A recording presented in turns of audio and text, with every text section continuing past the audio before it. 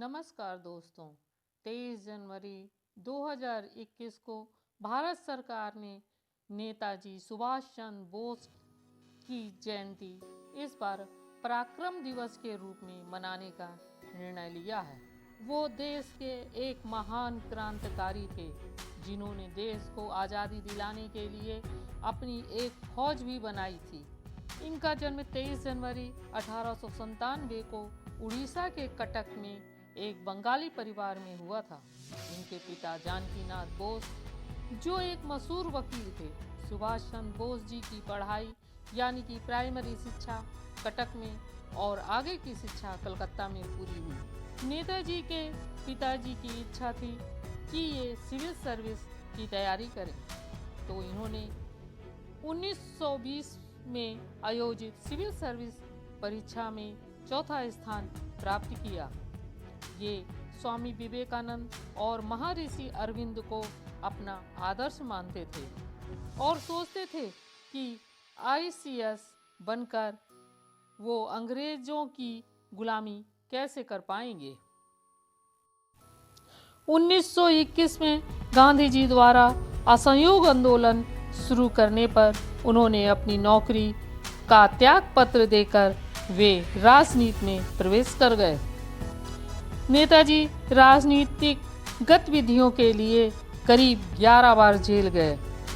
गांधी जी द्वारा असहयोग आंदोलन बीच में रोक देने के कारण नेताजी को बहुत दुख हुआ। इसके बाद वे देशबंधु चित्तरंजन दास जी के करीब आए और चित्तरंजन दास जी के द्वारा गठित स्वराज दल का इन्होंने समर्थन किया। 1923 में जब चित्तरंजन दास जी कलकत्ता नगर निगम के मेयर बने तो दास जी ने नेताजी को निगम का मुख्य कार्यपालिका अधिकारी नियुक्त किया। सुभाष चंद्र जी उग्र विचारों के समर्थक थे। इन्हें ऑल इंडियन यूनियन कांग्रेस एवं यूथ कांग्रेस का भी अध्यक्ष बनाया गया। 1939 में त्रिपुरी कांग्रेस अधिवेशन में सुभाष चंद्र बोस जी के विरुद्ध सीतारमैया को खड़ा किया, परंतु अध्यक्ष पद के लिए नेताजी को चुना गया। पटाभी सीतारमैया की पराजय के बाद गांधी जी ने कहा, पटाभी की हार मेरी हार है। यह सुनकर इन्होंने स्वयं अध्यक्ष पद से त्याग पत्र दे दिया। 1939 में हालवेल स्टैचू को सार्वजनिक स्थल से हटाने के लिए इन्होंने आंदोलन किया। फलस्वरूप उन्हें पकड़कर अंग्रेजी सरकार ने जेल में डाल दिया। तब नेताजी सुभाष चंद्र बोस ने सरकार को पत्र लिखा, मुझे मुक्त कर दीजिए, अन्यथा मैं जीवित रहने से इनकार कर दूंगा। इस बात का निश्चय मेरे बस में है कि मैं जीवित रहूं या मर जाऊं। शहीदों का खून धर्म का बीज होता है। देशवासियों से यही कहना है कि भूलना नहीं कि दासता मनुष्य के लिए सबसे बड़ा पाप है। 1939 में द्वितीय विश्व युद्ध के आरंभ होने पर सरकार ने उन्हें कलकत्ता में उनके निवास पर नजरबंद कर दिया।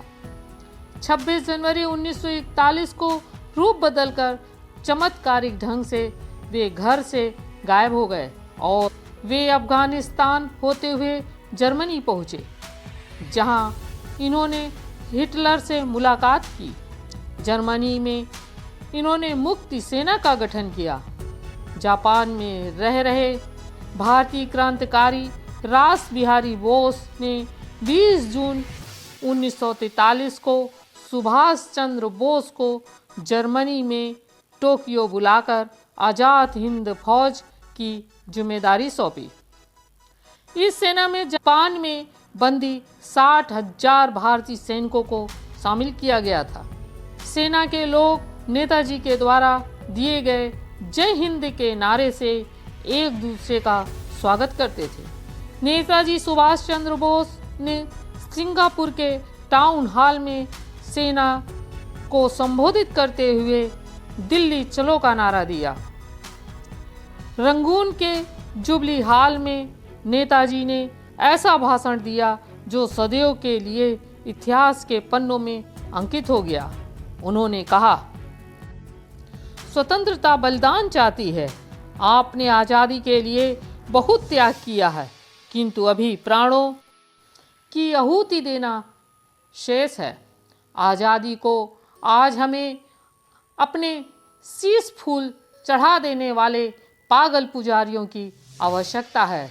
ऐसे नौजवानों की आवश्यकता है जो अपना सिर काटकर स्वाधीनता देवी की भेंट चढ़ा सकें। तुम मुझे खून दो, मैं तुम्हें आज़ादी दूंगा। जिसके बाद देश भर के लोगों के अंदर क्रांति के लिए खून उबाल मारने लगा और अनगिनत लोग नेताजी के साथ जुड़ गए। नौजवानों ने प्रत्युत्तर में कहा, हम अपना खून देंगे। आज़ाद हिंद सेना एवं जापानी सेना ने मिलकर भारत के पूर्वी प्रदेशों में 1944 में आक्रमण कर और उन पर अधिकार कर तिरंगा फहराया।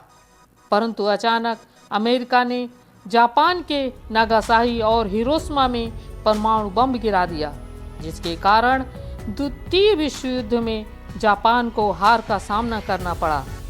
इधर आज़ाद सेना को भी अंग्रेजों के सामने आत्मसमर्पण करना पड़ा। अंडमान निकोबार द्वीप पर अधिकार के बाद नेताजी ने अंडमान का नाम शहीद द्वीप और निकोबार का नाम स्वराज द्वीप रखा। 18 अगस्त 1945 को नेताजी का विमान ताइवान में दुर्घटनाग्रस्त हो गया, जिसमें नेताजी की मृत्यु हो गई, लेकिन उनका मृत शरीर नहीं मिला। परंतु कुछ लोगों का मानना था कि फैजाबाद उत्तर प्रदेश में गुमनामी बाबा के नाम सुभाष चंद्र बोस जी रहे थे, जिनकी मृत्यु 18 सितंबर 1985 को हो चुकी है। 22 दिसंबर 2019 उत्तर प्रदेश विधानसभा में प्रस्तुत जांच आयोग की रिपोर्ट के अनुसार गुमनामी बाबा सुभाष चंद्र बोस नहीं थे, वे नेताजी के अनुयायी थे।